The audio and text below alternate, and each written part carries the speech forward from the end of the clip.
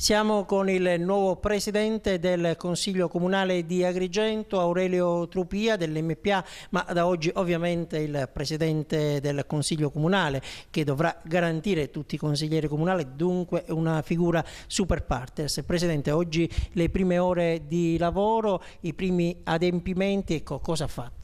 Allora, questa mattina venendo qua abbiamo preso conoscenza del personale, abbiamo preso possesso, per così dire, degli uffici e stiamo cercando di dare una organizzazione più snella a quelle che possono essere gli adempimenti che fanno capo alla mia figura.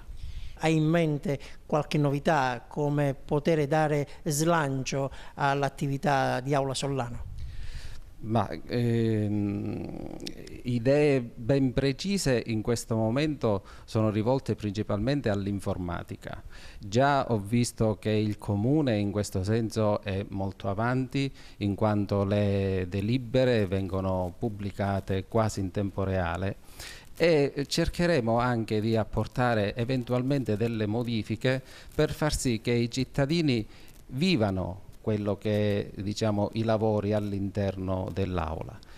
Tempo fa, se mi ricordo, c'erano una convenzione con delle TV per le riprese in diretta. Non so se questo si può riproporre ed eventualmente far sì che questo possa essere fatto. Come pensa di portare avanti il rapporto istituzionale con il sindaco e la giunta? Ma sicuramente con un rapporto leale e di collaborazione.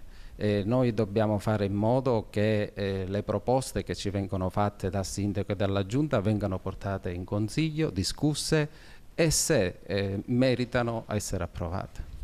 A chi dedica questa elezione, questo momento così di gioia per questa carica istituzionale di grande prestigio?